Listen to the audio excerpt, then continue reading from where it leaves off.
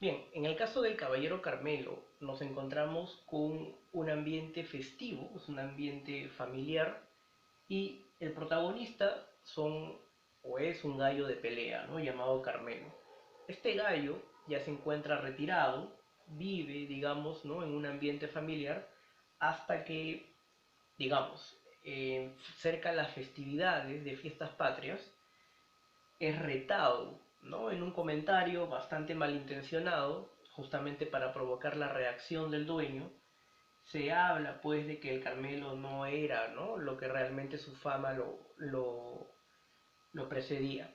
Ante lo cual el dueño, para no quedar mal frente a los demás, hace justamente, ¿no? Lo siguiente: prepara a su gallo frente a una pelea frente al llamado Ajiseco, que era un gallo pues mucho más joven, ¿no? Y más ágil.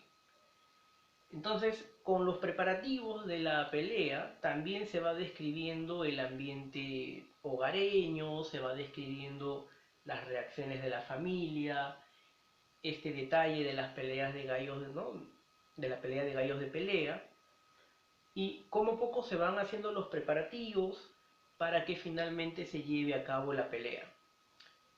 Pasados los días, ¿no? Se lleva a cabo la pelea, y si bien originalmente el ajiseco lleva la ventaja por su juventud, por su agilidad, finalmente la casta del Carmelo sale a relucir y de un navajazo le corta el cuello, ¿no? Haciéndole enterrar el pico, y digamos, frente a la algarabía de los espectadores, el Carmelo es llevado, ¿no? A su hogar, digamos, entre aplausos, entre vítores. Sin embargo, eh, a pesar de ello, a pesar de la gesta, el Carmelo es muy malherido en batalla y finalmente termina muriendo, digamos, rodeado pues de su familia, de sus seres queridos.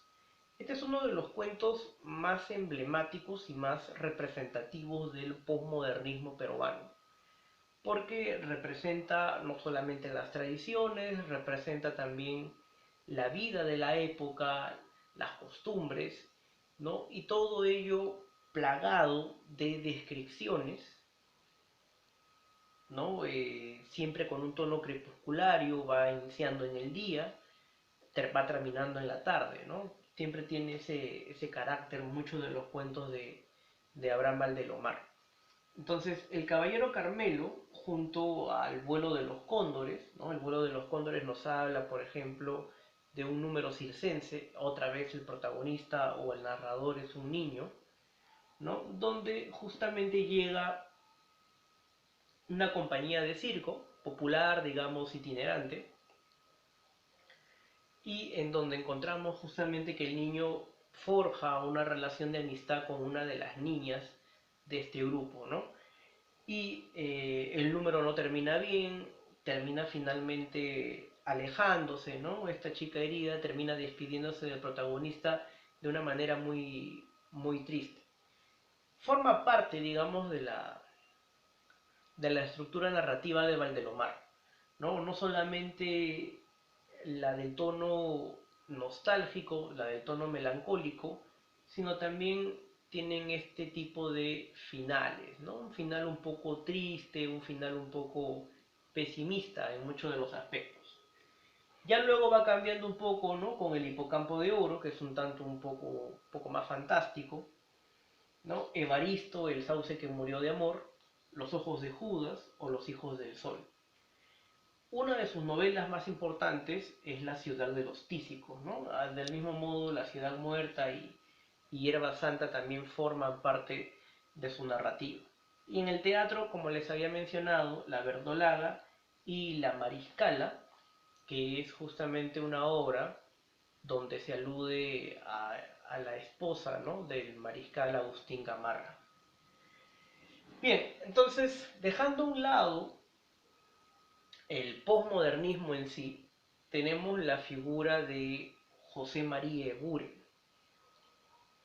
José María Eguren es un poeta nacido en Barranco, que algunos lo catalogan como un poeta simbolista. Pero ¿por qué es importante? De hecho, en algún momento Valdelomar, Vallejo y Mariátegui homenajean a José María Eguren, ¿no? De ahí más o menos podemos sacar la magnitud de dicho personaje. José María Eguren tiene un tipo de poesía bastante particular. ¿Y por qué algunos lo consideran como un poeta simbolista? Y es que guarda relación por las características de su poesía. La poesía hasta aquí, hasta Valdelomar propiamente dicho, y hasta los primeros años, o en todo caso, el primer poemario de César Vallejo, tiene como particularidad el hecho de presentar una poesía directa. Es decir, es una poesía que abiertamente nos expresa lo que sucede en el poema. Entonces, lo mismo pasa acá, ¿no? Tristitia, el hermano ausente en la cena pascual, directamente nos hablan de lo sucedido. No oculta, no escatima, digamos, ¿no? En detalles, sino que es bastante directa. Es una poesía clara, ¿no? En el mensaje.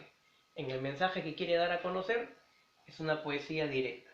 No pasa lo mismo, ni pasará tampoco, con poetas como José María Eguren, no pasará lo mismo con el Vallejo de Trilce, por ejemplo, ni mucho menos con los poetas propiamente dichos de la vanguardia. Entonces, José María Eguren tiene obras como Simbólicas o La canción de las figuras. Los poemas más conocidos de José María Eguren son Los Reyes Rojos, La niña de la lámpara azul, Los robles, El duque. Hay una infinidad de poemas de Eguren que son bastante conocidos, pero seguramente los que más recuerdes son La niña de la lámpara azul y Los Reyes Rojos. ¿Qué características podemos encontrar en la poesía de José María Eguren? Algo importante aquí y que va a diferenciarlo de los demás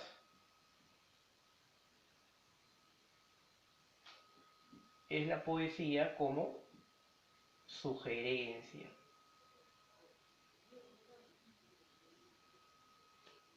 ¿Eso qué quiere decir? Que el autor ya no se va a encargar directamente de decirnos qué es lo que sucede. En algunos casos nos dará parte de la información, pero el mensaje final, la intencionalidad del poema, queda a partir de ahora en manos del lector. Es decir, el lector es aquel que debe interpretar, es aquel que debe darle sentido al poema, es aquel que le va a dar, digamos, o va a reconstruir dicho mensaje. Es lo que pasa, por ejemplo, en el caso de los Reyes Rojos. Nos hablan de dos halcones que pelean durante la mañana, pelean durante la tarde y pelean durante la noche. Entonces hay una textualidad ahí directa, ¿verdad? Una pelea es el mensaje literal, pero el mensaje ¿cuál es realmente?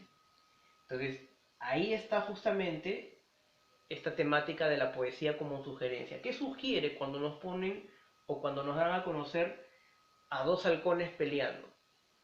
Bueno, entonces esta poesía como sugerencia lo que busca es transmitir, ¿no?, el siguiente mensaje. En Los Reyes Rojos, cuando nos colocan a dos halcones peleando sin cesar, lo que representan es la lucha de la propia naturaleza humana. Esa lucha interna que existe en cada uno de nosotros. Es decir, es una lucha eterna entre el bien y el mal. Entonces, por eso que nos daban a entender, o por eso que en el poema nos decían, que esta pelea no cesaba.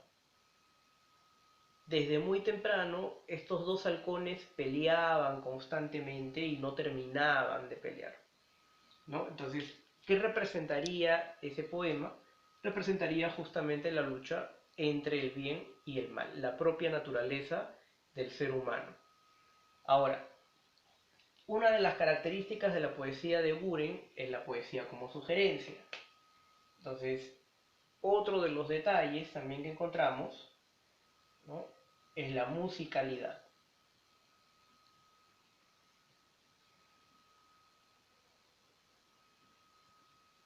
Los poemas de Buren tienen un ritmo, ¿no?, una cadencia que van constantemente construyéndose. No es la poesía, por ejemplo, de Valdelomar, que es una poesía para ser leída en público, o la de Chocano, que era una poesía, ¿no?, de auditorio.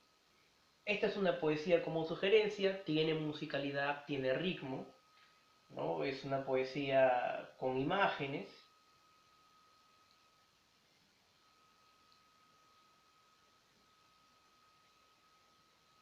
con colores también.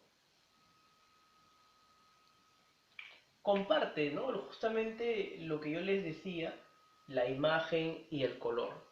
Entonces, imágenes, colores, está plagado, ¿no?, parte de esta poesía de Eguren. Y Eguren va a ser un puente entre lo que es el posmodernismo con la poesía peruana contemporánea, que justamente vamos a ver a continuación con el inicio del vanguardismo, ¿no? Acá tenemos a Vallejo como figura más importante, pero también encontramos a otros poetas adicionales y a otras figuras que trabajaron, además de la poesía, la narrativa.